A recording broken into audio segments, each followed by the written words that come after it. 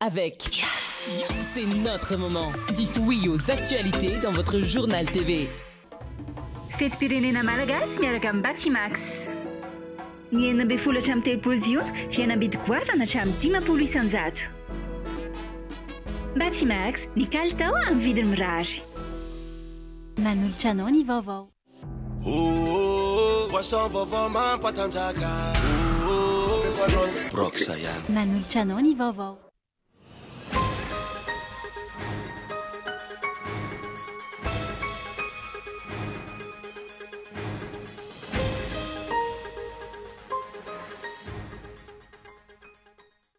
Famarinana ny fototra iorina ny fiainana ary manandratra ny firenena. Ahitana taradrano ve ny fitondrana volomboasary ka afaka manome lesona ho amin'izay. Mampamitra-panontaniana ny amin'ny fangararany ny fitantanam-bola ny fifanipahan-kevitra eo amin'ny ministra ny toe-karena sy Andry Rajoelina mikasika ny fampiasan'ilay famatsim-bola $100 avy amin'ny banky iraisam-pirenena ho ny filoha nasionaly ny antoko HVM. Tsy ho tafaverina amin'ny Madagasikara intsony Ilze Parsa raha vao manaiky makany amin'ny fiaraha-mitantana mpitondra ho ny filohany antoko tsara tahafina manoloana ny dinika faharoa atao an'i Frantsa ny 30 Jona ho avy izao. Notanterahana androany teny Anosy Avaratra ny fandevenana ny Yvette Rabe tafika avadin'ny profesora Raymond Ranjiva.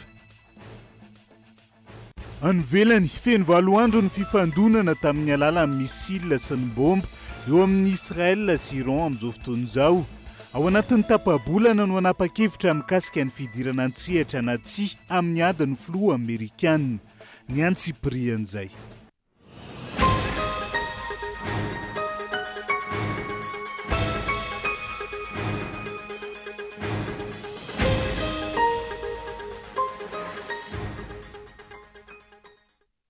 Fotoanan'ny fampahalalam-baovaontsika indray eto amin'ny fihitalavitra kolo atenina ny araba tomboky lasy tomboky vavy manasa anao ihany koa. Anaraka ny antsiprian'izay toy ny mahazatra matoa andatsoratra avy hatrany nondeha no kafana ny fiarahana amin'ny alay ity. Ny fahamarinana no fototra iorina ny fiainana ary manandratra ny firenena. Ahitana taradrano ve ny fitondrana volomboasary amin'izao fotoana ka ahafahana milaza fa modely ary afaka ny manome lesona ho amin'izany amin'ny mpitondra antsika amin'izao fotoana izao matoa andatsoratra. Maro ny teboka azo resahana raha ireny afatra sy fanazavana ny meny Andry Rajoelina mikasika ny olana ny herinaratra eto amintsika ireny no jerena. Nambarany tamin'izany fa ny tombo ny fandaniana tamin'ity taona ity raha mitaha amin'ny taona lasa kanefa ny delestazy mihamafy hatrany. Misy tambazotra manimba sy mamotika ny jirama sy ny firenena ho izy nanamafy. Tsikaritra fa tsy mety miaiky i Andry Rajoelina fa misy fitantanana tsy mety ao matoa misy ny alatra solika eo anivon'ny orinasa jirama. Firy taona no nisy ny delestazy teto amintsika izay dia mbola resaka solika hatrany ve no olana. Raha tsy solika dia fitaovana na orana eny fa na dia ny masoandro aza efa voalaza fa fototry ny olana.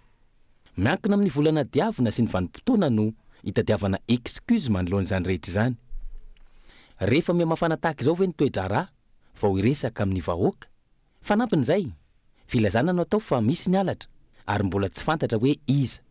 Raha zavatra hafa aloha mety hanano sarotra ny hitady azy fa raha izany hoe solika 10 camion tsity izany tsy efa fantatra ve sa fanahinina tsy ho lazaina tsotra izao. Fanontaniana mipetraka izany. Matoa tsy voavahan-taonany maro ny olana.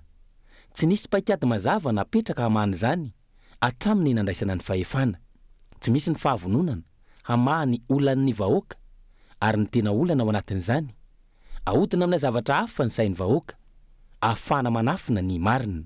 Tampokeo navadika ho fitanisana izay fety aman-danonana atao ny 20 Jona ny resaka bus elektrika afomanga sy ny sisa. Isan'ny olana goavana mahatonga ny firenena ho tahaka izao ny tsy fahaiza mitantana ary koa ny fanafenana ny marina. Tsy misy ny fampanjakana ny fahamarinana, tsy misy ny mangarahara amin'ny fitantanana ny firenena. Ny mpitondra nefa ny tokony modely voalohany amin'izany hanome lesona ny vahoaka entiny. Ny fahamarinana no iray amin'ireo harena sarobidy indrindra tokony ho tazomina. Tsy mora ny mitazona izany fahamarinana izany amin'ny fotoana rehetra, indrindra rehefa amin'ny fotoana hatsapana, fa mora kokoa ny mandainga na ny manafina ny marina. Kanefa izay manao ny marina hatrany dia manorina fiainana mafiorina sy feno asina. Izay manao ny marina na lavo aza mbola ho tafarina hoy ny mpanakanto. Raha ny dika teny mazava, ny fahamarinana dia fifanarahan'ny filazana na zavatra iray amin'ny zava-misy.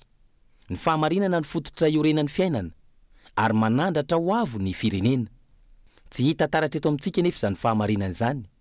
Amin'ny ambaratonga-pahefana rehetra, miainga hatrany amin'ny faratampony. Efa nandalo sy ny ainana teto amintsika, ary mbola mitohatra amin'izao izany hoe vahoaka mitaka ny fahamarinana sy ny fiarovana ny safidy nataony. Angatahana sy takiana ny fahamarinana amin'ireny fifidianana rehetra natrehantsika ireny, indrindra ny voka-pifidianana. Tsy nisy vokany izany fangatahana izany, ny ninana fenina ny marina. Antony mahatonga ireo mpanao politika sasany ilaza fa ny olan'ny fitantanana izay tsy misy mangarahara no tena fototry ny fahasairanan'ny Madagasikara voalohany indrindra. Misavoritaka ny firenena satria tsy misy ny fampanjakana ny fahamarinana, samy manao izay mahafinaritra azy. Fantatra eo anatrehan'ireo araka izany ny hoe iza ny tena tompona andraikitra amin'ny tsy fahombiazana amin'izao fahoriana sy fijaliana iainan'ny vahoaka malagasy sy ny firenena iray manontolo izao. Tsy natao hampiraviravin-tanana izany, fa manana didy sika hikarakara sy handray an-tanana ny apitso ary ny hoavy ny taranaka ny aoriana ao anatin'izany fahamarinana izany, ao anatin'ny fanarahana ny fitsipika ary koa ny fanajana ireo lalàna mifehy. Matoan-datsoratra izay fa mampametra-panontaniana ny amin'ny fangarahana ny fitantanam-bola ny fifanipahan-kevitra eo amin'ny nisitry ny toe-karena sy Andry Rajoelina mikasika ny fampiasan'ilay famatsim-bola 100 tapitrisa dolara avy amin'ny banky iraisam-pirenena hoy ny Front National ny antoko HVM. Tsy mipetraka ihany koa ny fanazavany amin'ny fanajana ny loi des finances sakarariny raha tsy azo famatsim-bola intsony sika aorian'izay. Tsy ary Soarvelo no mitaritra ny antsy ipirian'izay. Mampiariary ny tsy fahamatorany fitondram-panjakana amin'ny fitantanana ny firenena ny zava-mitranga ankehitriny. Itarafina izany ilay famatsim-bola mitentina 100 tapitrisa dolara izay nankatoavin'ny banky iraisam-pirenena ho an'i Madagasikara ny 12 jona lasa teo. Ny minisitra tompon'andraikitra milaza ny ampiasana ny vola araka ny fanarana tamin'ny mpiara-miombona antoka i Andry Rajoelina manodina izany amin'ny zavatra hafa.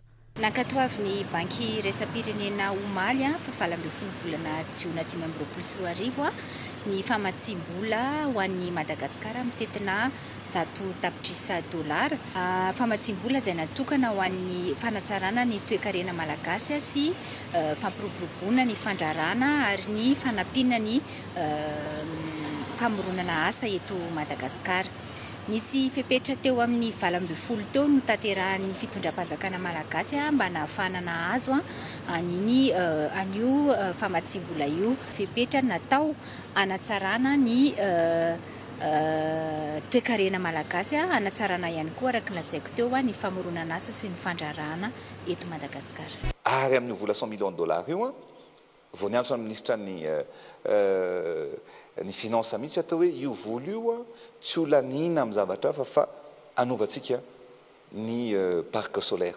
Mampiseho ny tsy fahaiza mitantana izay miendrika fanodikodonana ity hevitra mifanipaky Andry Rajoelina sy ny ministra ity ho ny Front National ny antoko HVM. Za tsy mino hoe banque mondiale manofa any Washington dia namehantsika fa tsika ny nangataka. Ka tamintsika nangataka ve tsy mahatsapa hoe inona ny ilayntsika. Fa rehefa ny andalana ka raha azo le vola dia zay le filo vao teny hoe tandremo fa ampiasaintsika amin'izao. Tsy mety zany, tsy fitantanana firenena zany. Lasa marina ny anareo fanontanianareo to mifandika, mifanipatra ny zavatra lazain'ny olona. Ministra sasasany sy ataon'le filo. Ary reny tena mahakivy an'ny olona tokoa mpanatateraka mihitsy dia mahatonga an'le mijery ministra ianao tsisy maka fanapahan-kevitra mihitsy ny ministra fa dia miandro baiko satria zavatra ohatran'ireniko. Ianao ve miteny an'ilay izy satria fantatry le ministra mampateknisianina azy hoe zao le ligne de crédit namen'ny banque mondiale. Tonga le filo dia hoe tsy azonareo ampiasaina io. Marahirana be mijery an'izany. Fa le filo zany rehefa entany-po amin'ireny amin'ny zavatra hitany fa tena tery tokoa izy amina sehatra anankiray ohatran'ny fijalitsika menakavy eo amin'ny resaka angovo dia miteny an'ireny izy mantsy ain'ilay makansentsentom-pon'ny olona dia ny olona zao raha mijery commentaire dia tena nakafepetra entitra mihitsy ny filo. Entitra ko tsy naraina hatramin'izay maninona tsy zany nangatahana. Mambaribary ihany koa izao fialana amin'ny fifanarana izao fa tsy manaja ny loi de finance ny fitondrana Rajoelina. Mampiasa ny famatsim-bola tsy araka ny fanarana tamin'ny mpamatsy hatranga izay ampitsoka ny fahazoan'ny Madagasikara famatsim-bola avy any ivelany. Mety marina zany any energia nisy ilaina anatin'ny toe-karena fa magnino zany tsy nisoratana meloha dia nandinika ny olona mamatsy vola antsika hoe ty no atao fa rehefa mikropaka le filoham-pirenena dia miteny zavatra samihafa zay ohatra fanohatra amin'ny zavatra efa tapaka ka eo indrindra mantsy le hoe firenena misy mitantana ve ty firenena ity satria tsy azo atao an'izany ny fitantanana fa raha anao an'izany ianao a dia manova loi de finance ianao zany rehefa tonga iny vola iny hoe vola zao a ampiasana am'izao ka tsy ampiasainao amin'iny la izy dia hovainao zany loi de finance am'le hoe alefaizandray zany le vola akoatrany hoe izy taty amin'ny projet anaiky an'izany ve le olona nangatanao an'le izy ka amiko zany a reny zany dia mahampiseho foana hoe zavatra raha misy zany tokony dinihana tany aloha asa aloha raha fa hoe loi de finance any le izy misoratra indray hoe le vola azo iny ane ka atao an'izao fa raha ny filoha mba volana jonana andeha hiteny fotsiny hoe le vola io ka io ga io volan'le filoha na volan'izy na volan'izy fa rehefa vola miditra amin'ny firenentsika tompoko dia mila ampidirina anatin'ny loi de finance iny a dia ny fahamoana azy ampiasana azy a dia tsy maintsy misoratra hoe iny vola iny a dia ampiasana am'izao ampiasana am'izao ampiasana zay le exécution budgétaire zay mampiba mandratsy endrika ny madagasikara eo anatrihan'ireo mpiara-mombona antoka-rabola sy ara-teknika ny fomba fitantanam-bola ny fitondrana rajoelina amin'izao exécution budgétaire izao ohatra ny rivotra kodivao mampiariary ihany koa ny tsy fahampiany tedy-bola mpanjakana ka mikoropaka ny fanjakana raha vao mahazo famatsim-bola toy izao tsy mametraka viana mazava sy laharam-pamehana indrindra ny politique générale de l'État marika izao fa tsy mazava sy mangarara ny fitantanana ireny famatsim-bola ireny. Mbola fampandriana drisa tony tamin'ny taona 2024 ilay fampanantenana nataony Andrajoelina alina fa natratra 100 mégawatt isa-taona. Efa 100 mégawatt no nampanantenaina fa 100 mégawatt no teo anivony APM androany ny antoko ihany koa izay nanamafy fa tsy nahomby ny fitaona ny tantanana ny firenena raha ny lafiny angovo manokana no resahana. Tojondrina Tahiry no mitaritra ny Antsipriana zay. Nanome 10 taona ihany Rajoelina tamin'ny 2024 fahamany olan'ny herinaratra ka anampy 700 mégawatt. 7 taona nitantanana ihany Rajoelina vao maika aza miaratsy ny zava-misy. Tsy aivona fa tena nilokaloka ihany Rajoelina tamin'izany fotoana. Nilaza izy fa mila finiavana politika ny anatratrarana izany.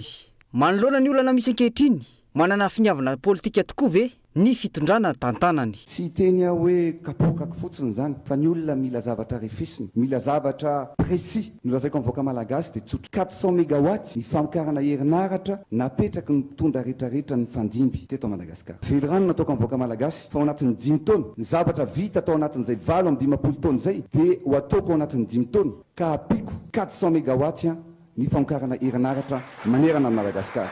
Omalindray ihany Rajoelina nilaza fa 100 mégawatt isa-taona ny fanamby. Tsy tratra ny 100 mégawatt isan-taona raha jerena amin'ny lafiny ara-teknika raha ny fomba fiasa ty laingalainga ankehitriny hoy Hasmahery Sandaniaina. Resaka hydroélectrique aloha zany amin'izao tsika miteny zao misy tetikasa roa lehibe dia volobe sy sahofika zany mbola any amin'ny 1.30 na 2.30 any vao afaka ampiasaina mampametra-panontaniana hoe ho tanteraka tokoa ve ilay tetikasa zany misy fa ny tena manahirana ao anatin'ilay izy dia ilay ataontsika hoe fait d'annonce izay ataon'ny fitondram-panjakana izay hoentina hoe hampandriana drisa sy atao hoe mba hikalmena ny olona ve ilay izy. Tsy mitombona falainga tahaka ilay 2024 ihany ny 2024 ny fanazavana mahakasika io 100 mégawatt io raha ara-teknika no hanombanana ny zava-misy satria tetikasa mihoatra ny 10 taona avokoa ireo rogoavana miainga ankehitriny. Ny fiam-potoana nanan'ny Rajoelina nefa 3 taona sy tapany sisa. Raha ny filana zany isa-taona amin'izao tsika miteny zao dia mitentina eo amin'ny 13.7 miliara kilowattheure. Zay zany ny filan'ny Madagasikara ray manontolo isa-taona. Kanefa natreto raha ny vokatra zany amin'izao fotoana zao dia 100 amin'izay fotsiny. Zany hoe ray faingo eo amin'ny 7 miliara kilowattheure fotsiny zay zany no tratra isa-taona amin'izao tsika miteny zao. Eritrereto 100. Zany hoe mbola misy 700 zany mila enjehana raha ohatra te hamaly an'izay filana isa-taona zay. Volana vitsilasa izay ihany Rajoelina nilaza fa tsy aliny ambomanam-bola raha tsy mivany olan'ny herinaratra. Fanontaniana mipetraka hoy ny fanazavana ny amin'ny hoe sao dia tokony mbola hiveriny eny ambomanam-bola indray ny filoha fa tsy mivaha ny olana. Isan'ny vaovao misarika ny sainy rehetra ihany koa amin'izao fotoan'izao ny mahakasika ireo nosy malagasy tsy ho tafaverina Madagasikara intsony ny Îles Éparses raha vao manaiky makany amin'ny fiaraha-mitantana mpitondra fanjakana. Hoy ny filohany antoko tsara tafina manoloana ny dinika faharoa izay atao an'ny Frantsa ny 30 Jona. Fa sahina hijoro hitaky ny famerenana nosy malagasy no takiana amin'ireo délégationna ho an'ireo fa tsy fanekeny izay tiany ny Frantsay raha ny fanazavana andao rahantsika ny antsipirian'izay. 10 andro mialohan'ny anatanterahana ny fifampidiniana ifanaovan'ny délégationna malagasy Frantsay atao an'ny Frantsa mahakasika ny fitakiana ny nosy malagasy. Tsy ampahafantarina ny vahoaka malagasy ireo mandrafitra ny délégationna malagasy sy ny tondrozotra oentin'izy ireo miatrika izany. Hitazona ny fitazomana ny fitakiana hatrany am-Piandohany tamin'ny taona 2024 izy nametraka mazava ny fiandrianam-pirenena fitakiana ny famerenana ny tanjona ho an'ny firenena malagasy ve sa ilevitra hanaiky ny tenin'ny filoha Frantsay ny amin'ny fiaraha-mitantana ireo délégationna malagasy. Tokony sahijoro hatramin'ny farany ny firenena malagasy amin'ny fitakiana ny hamerenana ireo nosy malagasy ireo raha tena vonona hitandro ny fiandrianam-pirenena malagasy. Tsy ho tafaverina amin'ny Madagasikara intsony ireo Îles Éparses ireo raha vao miroso makany amin'ny fiaraha-mitantana na ny mitovy amin'izany ny firenena rontota hoy ny filohan'ny antoko tsara tafina. Le olo andeha agny zao ohatrany magagana moa sy avoakan'ireo le composition nefa efa akaiky le raha fa hoe atao anina agny fotsiny le izy. Za fotsiny dia zavatra teneniko hoe raha tafiditra mio co-gestion sika dia veloma izy zay. Voloma eny finany recours ataontsika amin'ny tribunal international izy sisy tsony fa hoe efa nafanaiky tamio. Ka sarotra ihany ny engagena ny Madagasikara amin'izao fitondrana zao miengagé hoe eny fa co-gestion. Aleo sy mahazo aloha. Losi mahazo satria fa tokony atao zao calendrier na restitution. Mariny fa io losi hoe androany dia rapiso dia omegny anao eo. Fa mba misy calendrier andalovagna zany ohatran'izany daholo. Na ny décolonisation zatra ny an'ny Nouvelle-Calédonie regny zay fa misy firy-taogna zay fa misy étape tokony atao izao aloha natao voalohany dia zao fa ny objectif dia fa hoe restitution any la izy fa raha vao miditra amio resaka co-gestion io asika dia vitany izy zay dia tsy azo sony io. Tsy hamotsitra mora ireo nosy malagasy ny Frantsay fa hitadiny fomba rehetra amikirana azy noho ny tombotsoa samihafa azony. Mikendry ny anao réserve naturelle amin'ireo nosy malagasy ireo ny Frantsay araka ny fivoriana momba ny ranomasina no tanterana tany Nice farany teo. Ary ny fivoizana fao fifehezana ireo fako miparitaka ny ranomasina no isan'ny paikadin'izy ireo amin'izany. Raha feno isan'ireo firenena mankatoa io fifanarahana io, ho sarotra amin'ny Madagasikara hoarina amin'ireo toe-java-misy izao ny hitaky ireo nosy ireo. Androany mampaleminy mpitondra ny fananany zopirenena Frantsay ka mety tsy ahasany anenjana ny fitakinana. Ka izay negny tsy mety ho azay le hoe efa isaka izany dia efa manao hoe anazy io e. Anazy io dia efa ataony réserve io izy dia efa voatenana dia efa nanamina assemblée dia mazary eo asika taraiky eo fa za dia mba mieritreritra hoe tokony efa ampidirisika agnatin'ny géographie sika izy io na ampidiry agnaty constitution le izy hoe ny Madagasikara io dia efa misy olo rattachena amina district na région anankiray izy. Satria samy manao ohatran'izay daholo ange le zavatra hoe amio resaka Îles Éparses io fa ohatran'isika zany taraiky be sika an'io ohatran'izay zavatra ataonary zala ihany any dia marina zay tenenao zay tany nisy dia hoe ataony réserve io anazy izany moa ty izy ataony réserve asika nefa sy tokony hagnano an'izany fa tokony manao koa sika any Malagasy rehetrarehetra io sy tokony miengagé amin'io fa aleo zao hoe miadany eo kely aloha miandry kely zay nge ny négociation. Mivoaka aloha lefa tena tsy mety le izy. Tsy aivona mialohan'ny 20 Jona 2024 ny voalaza fa ho vita ny fifanarahana momba ny famerenana na ny mety ho fiaraha-mitantana ireo nosy malagasy ireo. Rehefa azy ny fiandrianam-pirenena hoy ny nampanantenan'ny Andry Rajoelina saingy hatramin'izao tsy nahitam-bokana izany dinika izany. Ny mifanohitra amin'izany aza no mitranga. Nivoaka ny fahamarinana fa Frantsay Andry Rajoelina.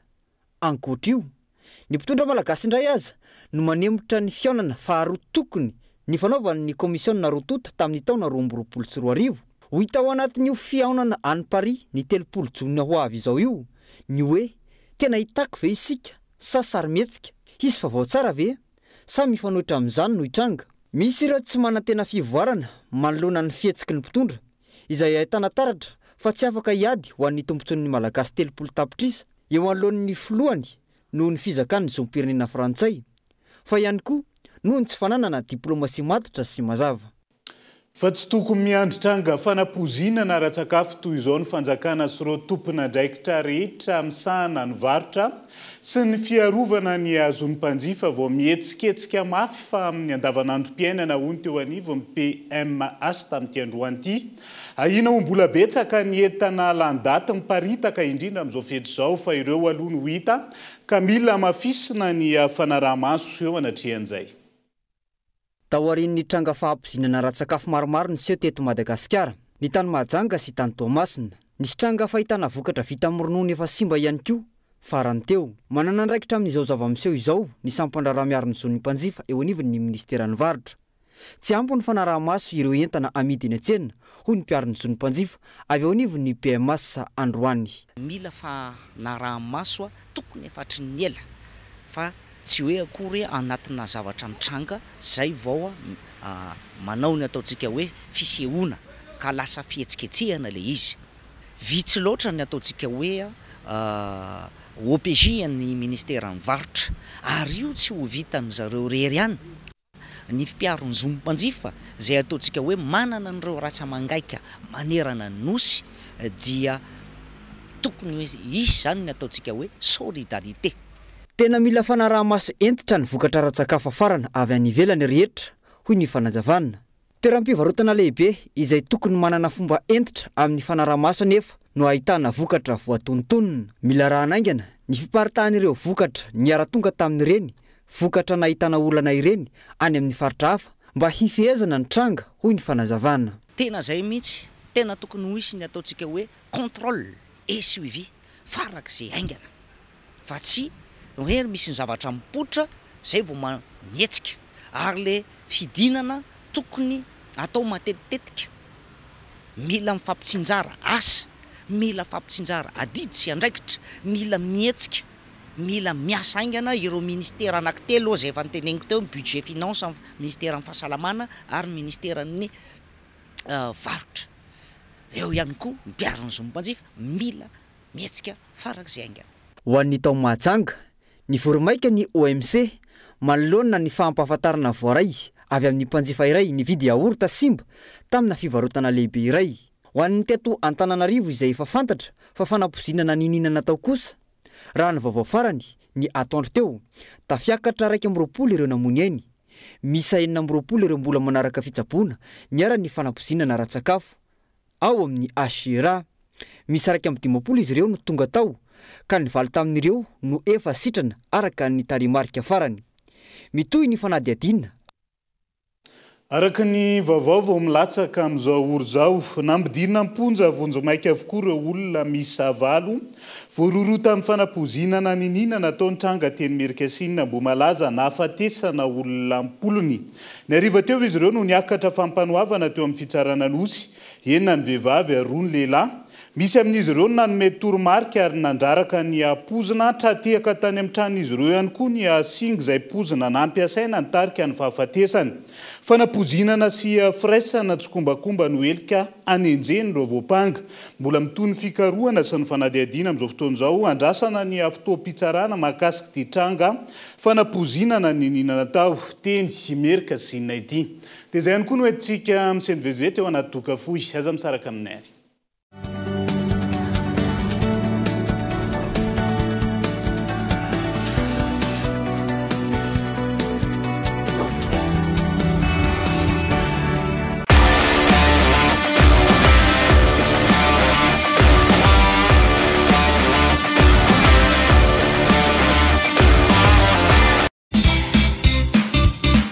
Andao ankalaza ny fety-pirenena miaraka amin'ny Total Energie hatramin'ny 30 Jona. Mividiana lubrifiant Rubia na quartz 10 litatra dia mahazo ny lampe solaire Pocket Sunshine amin'ny vidiny ariary. Fangaza ihany, mbola misy fanomezana hafa ihany koa. Mahazo arendrina ray rehefa mividy ao amin'ny e-shop ianao. Eny amin'ny tobin-tsolika na ao amin'ny e-shop Total Energie ary ny fotoana e.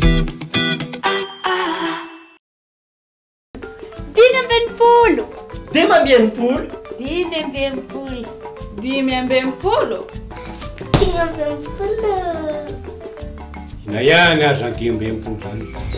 10 ambempolo taona ny fahaleovan-tena 520 isanjato ny fihenam-bidy ao amin'ny magazay Cosmos irery any. Ny 1 jona hatramin'ny 10 jolay ndao hiaraka ifety miaraka amin'ny fihenam-bidy hatramin'ny 520 isanjato any amin'ny magazay Cosmos rehetra. Tsy olana ny tsy fananam-bola eo ny eo miaraka amin'ny fanamorana fandoavam-bola vente crédit mirindra. Mividianana io araloha avy tsikelikely hatramin'ny 30 volana. Azadino ny daty ny 1 jona hatramin'ny 10 jolay fihenam-bidy hatramin'ny 520 isanjato eny amin'ny magazay Cosmos irery any.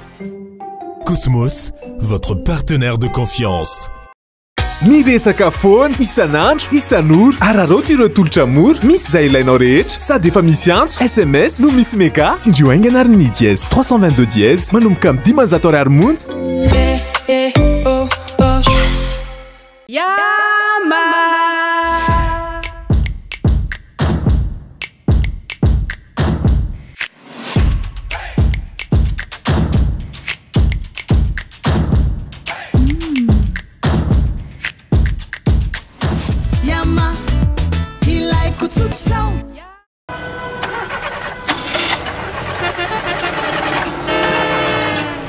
Morani koa mba sofio lesy fa inona tiany olana aiza lahateo tsy velona lesy le fiara taraiky indray le batery raha nefa teneniko foana hoe batery Bionix ampiasaina e tsara kalitao tapitra hatreo pana. Bionix, les batteries maharitra tsy misy fetra. Olana nga tsy mazaka indray le batery nefa mivadika ho teraka mila makany amin'ny hôpitaly engy an'izay. ndao ny fiarako aloha ampiasaina ary batery Bionix ampiasaina tsy manary anao mitoto tsara.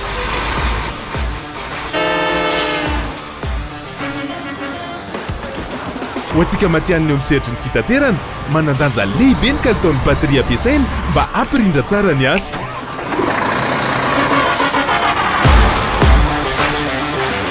Bionix, batery misy karazany ho an'ny fiara rehetra. Bionix, matanjaka sy maharitra. Ino ma lesy an-tagnany lahy ty brox lesy ino brox lesy ino koa ma lesy zany.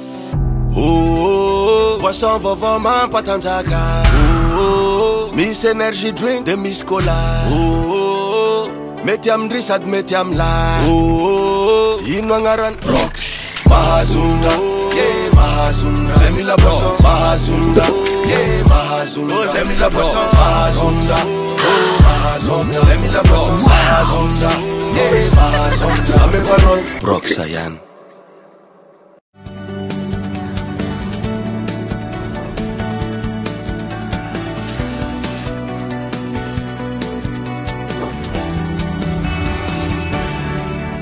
Manatra ny arabatra ny tomboka lasy tongo vavy tonga sondray atao anatin'ny tapany faharoa amin'ny fampalalambavao amin'ity alina ity nanome afatra ho an'ny mpitondra fanjakana sy ny olom-pirenena rehetra androany ireo tanora maro avy amin'ny oniversite miankina sy tsy miankina amin'ny fanjakana tokony ampiroboroboana sy atao lara-pamena ny vita malagasy ampandrosoana ny firenena hoy izy ireo nandritra ny hetsika rally des industries natao teny Anosy androany santatra ny ainy. Tanora maro avy amin'ny sekoly ambony miankina sy tsy miankina amin'ny fanjakana no nitondra afatra androany ho an'ny mpitondra fanjakana, ny mpanjifa ary ny olom-pirenena rehetra momba ny fanjifana ny vita malagasy nandritra ny hetsika rally des industries teny Anosy. Nambaran'izy ireo fa na eo aza ny fanampy maro eto an-toerana manomboka amin'ny fanjifana ny vokatra vita eto Madagasikara, ny fampiroboroboana ny toe-karena firenena, manakana ny fandrosoan'ny toe-karena sy ny fahamarina toerany sandany ariary, ny fiankinan-doha amin'ny fanafarana entana avy any ivelany. Fanjifantsika ny vokatra vita malagasy dia nisany fandraisantsika anjara fampiroboroboana ny fivoarana ara-ekonomika satria amin'izay tsika tsy miankina amin'ny resaka fanafarana entana dia izay afatra gezabe izay zany no voizina ao anatin'izao rally des industries izao mba ahafahan'ny tsirairay mandriandraikitra hoe jifao reto vita malagasy dia ndao tsika anandritra ny hoe malagasy ny atsika ho an'ny Madagasikara ho atsika rehetrarehetra. Dehibe aloha zany ny zavatra ohatr'izao satria ahafahana manandratra ny vita malagasy ary izay tanora indrindra no tena voakasika ao anatin'ilay izy satria izay ny hoaviny izao Madagasikara izao ary tena ilainay ary tena ilaina ampahafantarana ny ankizy rehetrarehetra mihitsy hoe tena anjarantsika no manandratra ny vita malagasy. Ireto tanora ireto izay nilomano tao anatin'ny tontolon'ny indostria malagasy nandritra ny volana maro ampivelarana ny fahaizamanaon'izy ireo amin'ny fandraharahana sy andraisan'izy ireo anjara feno amin'ny fampandrosoana ny vita malagasy. Mampiditra ny tanora indrindra zany ireo mpianatra reo ao anivon'ny sehatry ny indostria. Ny antony mantsy dia mba ahafahany zareo mahatsapa tsara hoe ahoana tokoa zany fandraharahana zany eo anivon'ny indostria dia ahafahany zareo zany mahatonga an'izay ho famenon'ireo fampianarana izay voarainy eny anivon'ny tsirairay avy eny. Faharoa manarak'izay ihany koa dia araka ny mahatanora azy dia izy ireo ihany koa zany no afaka amin'ny fifandraisany amin'ny fiarahamonina mampita ny fantsofana ny malagasy antsika zany hoe ireo entana vokarin'ny indostria eto Madagasikara. Amin'ny fampiroboroana indostria mazava ho azy fa efa hofanina zareo zany mahita ny eo anivon'ny indostria dia amin'iny zany izy fa misy trakefa azony dia iny trakefa azony iny rehefa miasa izy dia azony hoentina amin'izay amin'izy efa milona zany ao anatin'ny tontolon'ny indostria eo mandritra n'ity 2 volana ity. Nosokafana tamin'ny fomba ofisialy androany ny hetsika Rallye des Industries nokarakarainy syndicat des industries de Madagascar na ny SIM niarahana tamin'ny agence Mercatis. Lohahevitra noraisina ny hoe ny indostria malagasy iray arehantsika ho avy ny firenena. Ny Rallye des Industries izay fifaninanana ahafahany mpianatra mampiseho sy mampafantatra orinasa malagasy iray. Ny ekipa mivoaka mpandresy amin'ity fifaninanana ity izay andray anjara amin'ny semaine de l'industrialisation de la SADC. Amin'izao ankatoko ny fankalazana ny fetin'ny fahaleovantena izao, isan'ny tolotra fihenam-bidy manomboka amin'ny 10 isanjato ho an'ireo firavaka toy ny peratra volafotsy volamena etsy amin'ny bijouterie miravaka fiadanana eny amin'ny tsenan'ny commune Behoririka amin'izao fotoana izao. Tanjona ny anampiana sy hanomezana fahafampo an'ny rehetra indrindra ireo maniry ny roso amin'ny fanambadiana amin'izao fotoana izao. Daniela Minoatso. Amin'izao ankatoko ny fankalazana ny fetin'ny fahaleovantena izao, hiavaka ny tolotra omeny bijouterie miravaka fiadanana eny amin'ny tsenan'ny commune Behoririka ho fanomezana fahafampo ireo mpanjifa, indrindra ireo maniry ny iroso amin'ny fanambadiana, ireo terabao sy ireo maniry ny anolotra fanomezana ho an'olona akaiky azy. Saika ho hita ao avokoa na ny peratra tefy masinina izany, na ny kavina, na rojo, na vangovango ho an'ny lehilahy sy vehivavy, manamboatra na manefy ireo volafotsy simba ihany koa ny bijouterie miravaka fiadanana izay hita etsy amin'ny tsenan'ny commune Behoririka na tsy novidina teo amin'ny izy ireo aza izany. Eto amin'ny bijouterie miravaka fiadanana Behoririka tsenan'ny commune eto akaiky ny Galanava aty ambany tetezana no misy anay misy an'ilay tsena miloko manga sy mavo be vao namboarin'ny commune io vao miditra dia izay ny box voalohany eto izay dia manao livraison ary mandeha fa any amin'ny faritra. Androany dia hitondra tolotra miavaka sady mahafinaritra tsara ho antsika rehetra izay anambady ho an'ny alliance izany manao volafotsy izay dia manao volamena ary manao ihany koa ny volafotsy mifono volamena izany hoe izay sahaza ny volanao zany dia afaka ataontsika daholo fa tongava mifampiresaka mivantana. Manana karazana kavina kely ihany koa izay indrindra ho anareo izay terabao ireo ankizy kely rehetrarehetra izay tokony omena fanomezana. Manana karazana kavina volafotsy tsara tarehibe izay tsy mahakarary sofina ho an'ny ankizy kely manana bracelet kely koa izay ho an'ny lehilahy kely afaka atao cadeau amin'ny didipoitra amin'izao ririnina izao sahirana mihitsy mitady fanomezana. Miala kely amin'ny mahazatra andao metsika volafotsy reny bandy kely reny Ankoatr'izay, hisy ihany koa ny tolotra fihenam-bidy manomboka amin'ny 10 isanjato ary ny volafotsy mifono volamena amin'ny vidiny mirary. Ny mampiavaka azy arakin'izay hoe mahafetim-pirenena azy izay dia misy fihenam-bidy mahafinaritra kely fa tongava aty dia ho hitanareo zany. Dia tsy adino ihany koa manao ihany koa izay ny volafotsy mifono volamena ho anareo izay kelikely budget dia afaka manao alliance ihany koa izay dia finosina volamena izany satria amin'izao fotoana izao ny volamena tena efa lafo dia afaka ataontsika an'izay amin'ny vidiny tena mirary tafiditra ao anatin'ilay promotion ihany koa izay. Izay rehetra tonga aloha dia tena afa-po avokoa miverina foana matetika ny ankabeazany satria ny kalitaon'ny entana tena tsara afa-po avokoa izay rehetra nanjifa. Araka izany, efa azo jifaina mivantana etsy amin'ny bijouterie miravaka fiadanana Behoririka tsenan'ny commune na amin'ny alalan'ny page Facebook bijouterie miravaka fiadanana manomboka izao ireo firavaka maro samihafa izay ilain'ny rehetra antony anentanana ny rehetra ho tonga eny antoerana. Ireo ankizy mianatra ao amin'ny sekoly mampiaty mahajanga na ny semama eny amin'ny Loteriana na tany Malandy no sitraka avatsy avy amin'ny trano fiantohana ny havana ao Mahajanga. Hetsika sosialy izay fanao ny havany tia natao omaly tolakandro tio ho fitsonjovan'ireo ankizy manana fahasembanana mianatra eo amin'ny semama izay misakafo atoandro any am-pianarana. Hetsika izay tafiditra ao anatin'izao hankatoko ny fetiny asaramanitra izao. Anja Robert Kolomajanga. Nosafidin'ny assurance ny havana eto Mahajanga ny semama na ny sekoly mampiaty ety antany Malandy nitondrana fanampiana sy tohana ara-tsakafo ho fitsonjovana azy ireo amin'izao fetiny asaramanitra sy volana Jona iray volana ho an'ny ankizy izao.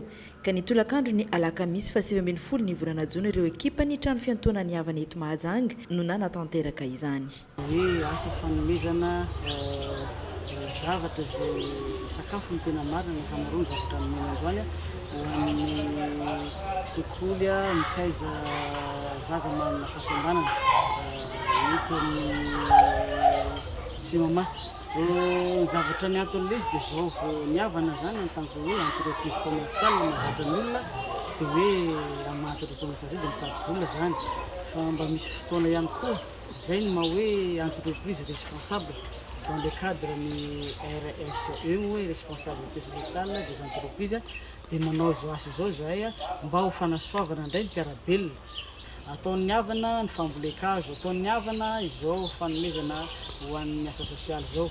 Dia izay ny tena anton'izao fotoana androany zao. Nosafidiana manokana ty sekoly ity satria maromaro ny toerana fitezana olona sahirana na manana fahasembanana fa tsy dia hita loatra izy ity amin'ny toerana lavidavitra koa manko ny tena misy azy dia natao zavatra zao zany mba hitsonjovana manokana amin'izareo dia izay no aton'izao hetsika natao androany zao. Miisa 20 miandamiambavy ireo ankizy mianatra ato amin'ny semama izay avy eto Mahajanga, avy any Ambatoboiny, Maevatanana ary Antsoy sady mianatra izy ireo no misakafo atoandro ato amin'ny sekoly. Ka ilana hatrany araka izany ny toana ataony malala-tanana toy izao ahafahana mampianatra ireto zaza manana fahasembanana ety amin'ny semama ireto ka velom-pisaorana araka izany ny tompona andraikitra amin'izao asa sosialy nataony havana ho azy ireo izao. Voalohany dia faly zahay eto amin'ny sekoly mampiaty Mahajanga amin'izao famanginy ny assurance havana izao fisaorana ary ny maniry ihany koa ny hisondrotana sy ho tonga amin'ny tanjonarina ny assurance havana ny personnel. Tsy mionona amin'ny asa fiantohana na assurance fotsiny ihany ny assurance ny havana eto Mahajanga fa manao ihany koa ny hetsika sosialy ho fitsonjovana ny mpiarabelona. Nosafidiana manokana ny taty amin'ny semama no izy ireo somary ho lavidavitra ka manentana hatrany ireo malala-tanana ny amin'ny fanohanana azy ireo. Manentana antsika orinasa ravavy na hoe mpikampy fikambanana maro samihafa mba hanao ny hetsika toy izao satria miendrika notohanana ny sekoly na hoe olona marefo manana olana ara-batana ohatr'izao tsy mora ny didy ansoroan'ny sekoly ka dia manentana antsika rehetra hitondra ny anjara politika amin'ny fanampiana sy fanohanana azy ireo. Ka dia ny tanjonay dia tokana ihany mba ho tsara antoka, ho tsara tsinjo ny vahoaka malagasy rehetra tsy hakanavana. Zavatra maromaro toy ny vary, paty, savony, menaka, vatomamy ireo no vatsy ho an'ny semama avy amin'ny assurance ny havana. Miaraka amin'ny assurance ny havana raha teo tsara antoka tsara tsinjo. Manabahiny ny sampana fampalalambavao amin'ny ality dia tsy zava siarela Ramasoa responsable projet ho anivony Ivenco miarabanao tonga soa ato anatin'ny fampalalambavao amin'ny ality misy ny aseogoavana zay karakarainareo amin'ny alahady ho avy zao manahoana ny makasika an'ity aseovakoka ity. Miaraba ny malagasy rehetra, miaraba ny Ivenco mankasitraka amin'ny fandraisanareo an'andro any. Misy eo atao hoe vakoka amin'ny alahady ho avy zao. Amin'ny volana 12 Jona manko izy io dia manomboka amin'ny 12 no isan'ilay seho. Ilay vakoka dia natao kokoa mba hanandratana ny kolontsaintsika malagasy ny tena marina satria fakatiky ny fetin'ny mozika sy ny fetim-pirenena isika izao. Inona zany mampiavaka an'ity seho vakoka ity manahoana sy manahoana ny mety ho endriky ny fampisehoana ho tazan'ireo olona marobe izay asaina sady ho tonga eny an-toerana ny alahady ho avy zao. misaotra anao amin'ny fanontaniana ie le vakoka dia seho miavaka kokoa noho ny fataonay amin'ny andavanandro satria nandinika izahay dia nanapa-kevitra ny anandratra avo ny kolotsaina malagasy amin'ity seho iray ity indrindra fa natao ho an'ny tanora malagasy ilay izy mba ireharehantsika indray mandeha ny kolotsaintsika amin'ny endriny sy ny lafiny vaovao indray koa. Inona le mety manahoana ny mety ho endrika ilay seho ho hitany rehetra eny amin'ny toerana?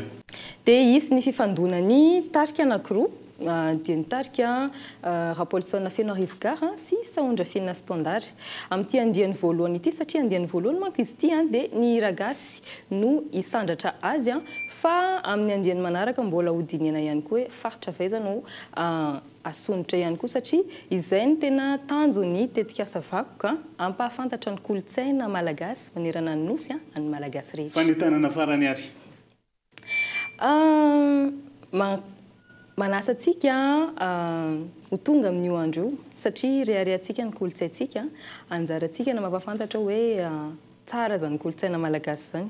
Ho an'ireo izay mbola tsy nahazo tapakila afaka manjifa eny amin'ny botika masinina rehetrarehetra eny amin'ny masinina Tanjombato, Isoraka, Lasety Ivandry fa eny koa mbola isany amin'ny Akordiga sy ny Carrefour Harny Kibo satria anao animation kely eny izahay.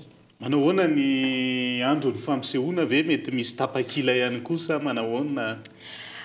Tsy tokony isana an'ireo izay mbola tsy nahazo tapakila amin'io fotoana io fa mbola izy fivarotana tapakila eny an-toerana na koa hoe sur place ary ho an'ireo efa zajara afaka manjifa ihany koa ny tapakila ao amin'ny www.ticketplace.io. Mankasitraka be da be any Ias panoana officiel an'ity événement anay ity sy manoana ny kolotsaina malagasy. Agasitrahana ny tompona andraikitra teo anivo ny Ivenco tao anatin'izay fampahafantarana ny aseho vakoka amin'ny alahady ho avy zao iny. Famafisina ny fandraisana andraikitra ireo polisy komunaly amin'ny lafin'ny fampandriana fahalemana iara-miasa ampitandro ny filaminana ao amin'ny komuna Alasora. Ankoatr'izay isehatra amin'ny fandaminana kabeny tanàna sy ny fanadiovana ihany koa izy ireo ny tompona andraikitra. Ireo polisy komunaly eo amin'ny komuna Alasora izay nanamarika ny faharoapolo taona nijoroany tamin'ity androany ity. Fa lafimbavao hafa no tanterana androany teny Anosy Avaratra ny fandevenana ny Yvette Rabetafika vadin'ny profesora Raymond Ranjeva ny aloha io nisy ny fanomeza ambony nahitra azy teny amin'ny université n'Antananarivo amin'ny mampampianatra mpikarokazy ary nitota amin'ny fotoam-pivavahana ho fisaorana n'Andriamanitra tao amin'ny paroisse internationale Andohalo mikasika izay honina saina. Nomemboninahitra teny amin'ny université n'Antananarivo ny maraina teo ny nofo mangatsika ny Yvette Rabetafika akademisianina mpanabe mpampianatra mpikaroka teny amin'ny université ary efa masevon'i Madagasikara teo anivon'ny UNESCO ihany koa vadin'ny profesora Raymond Ranjeva. Ny filohan'ny université n'Antananarivo no nitondra ny teny solotena ny anjerimanontolo. Mpanabe mendrika izy ary iaraha mafantatra indrindra araka ny filazan'ireo vavolombelona izay nampianariny izay tonga mpampianatra mpikaroka koa ankehitriny dia niarahany aiky ny fahaizany mampita ny fahalalana, ny fahaizany mampita ny fahendreny sy ny fahamendrehany ary ny fitsinjovana sy iombonana ho an'ny tanindrazana iombonana. Lasa ary ilay notofan'ireo olomanga litovoarana, limpianarana, limpikaroana, limpitiavana.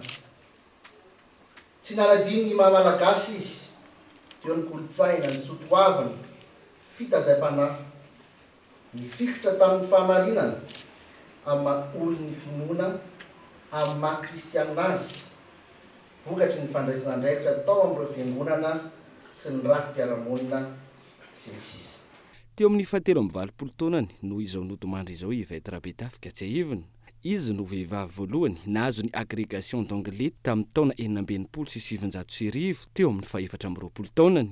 Mbola mpianatra izy dia efa nampianatra teny amin'ny collège protestante, avy eo nampianatra teny amin'ny lycée ary mpampianatra mpikaroka teny amin'ny université.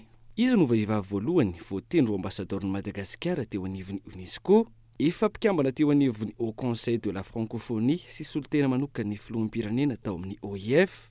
kiambana atao amin'ny akadémie malagasy sy ny académie des sciences d'outre-mer ary ny académie africaine des sciences religieuses sociales et politique ihany koa ny 4 jolay 2024 lasa teo nonotokanan'ny akadémie malagasy ho andron'ny professeur Raymond Ranjeva filohan'ny akadémie malagasy teo aloha sy ny vadiny Yvette Rabetafika Ranjeva ho fahatsiarovana sy fankasitrahana azy mivady tamin'ny fanolorana ny asa rehetra nataony ho an'ny firenena.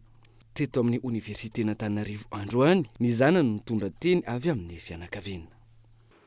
Ho anay zanaka rehefa tonga moa ny mpamangy dia miteny hoe verenareo hiantahatana sy tositosy.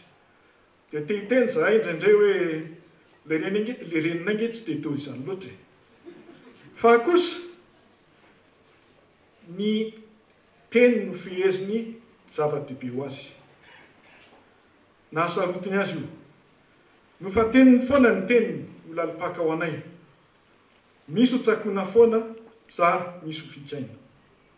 Na tamin'ny teny gasy, na tamin'ny teny frantsay, na tamin'ny teny anglisy. Ka ranony raha omeny sitraka ny université na molavola azy. Taorian'izay niazo ny paroisse internationale Andohalo ny nofo mangatsikany ny alohan'ny nandevenana azy ty ny Anosy Avaratra. Professora Ranjeva Rabetafika Yvette. Manao velomanao ny université n'Antananarivo, ny mpiara-miasa rehetra, ny fiarahamonina. Manao velomanao, lasa ianao namelany mamy, namelany ohatra velona. Mandriam-piadanana Tompovavy Ranjeva Rabetafika Yvette. Ny fianakaviam-beny Cool TV FM moa dia mirary finoana feno ho an'ny fianakaviana eo anatrehan'izay. Dia izay ihany koa no antsika miampita amin'ny maresaka iraisam-pirenena. Feno 7 andro zao ny fifandonana amin'ny alalan'ny misila sy ny bomby eo amin'ny Israel sy Iran amin'izao fotoana izao. Lazan'ny filoha Amerikanina fa ao anatin'ny tapabolana ny tena no hanapa-kevitra raha hiditra antsihatra hamely an'i Iran na tsy. Hatreto olona manodidina ny 500 no voamarina fa namony Inde ary mahery ny 304. Ireo naratra ny Iran raha 520 no namony Inde ary mahery ny 304 ireo naratra ny Israel nandritra ny fifandonana teo amin'ny rotonta amin'izao fotoana izao. Dia izay ihany koa no entina manakatona ny fampahalalam-baovao any androany naiza misy anao ankasitrahany ianao narak'izay hatramin'ny farany. Azadiny mbola maro ny fandaharana hoentina aminao amin'ity ality isan'izay ny fandaharana manokana iresahana ny tontolo ny fividianana ny zava-nisy nandritra ireo fividianana telo farany ny fandimy teto Madagasikara ny fanatsarana ny olana fototra ny resaka lalam-pividianana izay isa no resahana betsaka ao anatin'izay fandaharana izay fanandarana izay nanasana vahiny miisa 4 isan'izany Sary Zazafy Mahova mpandinika raharaham-pirenena. Eo ihany koa ny avy amin'ny barao politika malagasy miara-miainga Andriamatoa Ravelonjato Bernard. Eo ihany koa ny avy amin'ny firaisamonim-pirenena safidy misy an'i Arnel Rabekoto. Eo ihany koa farany avy amin'ny CNI taleny kabinetra ny filohan'ny CNI Andriamatoa Tiaray Fanaymanana fandaharan'izay anasananao avy hatrany aorian'izao fampahalalam-baovao zao. Mandrapitafa ao manaraka indray ary tombokilasy Tombovavy veloma.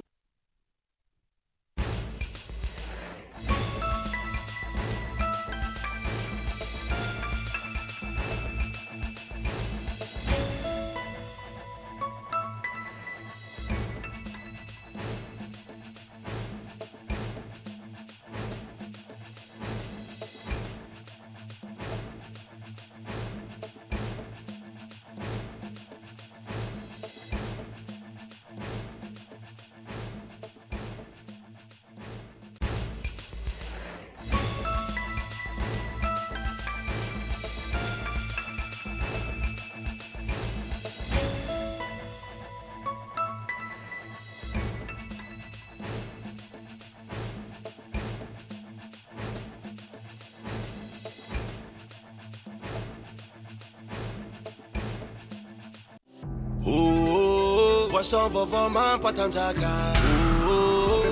Prox a présenté Ni Vava. Fetim-pirenena malagasy miaraka amin'ny Batimax. Ny 12 hatramin'ny 13 jona fihenam-bidy goavana hatramin'ny 10 isanjato. Batimax, ny kalitao amin'ny vidiny mirary.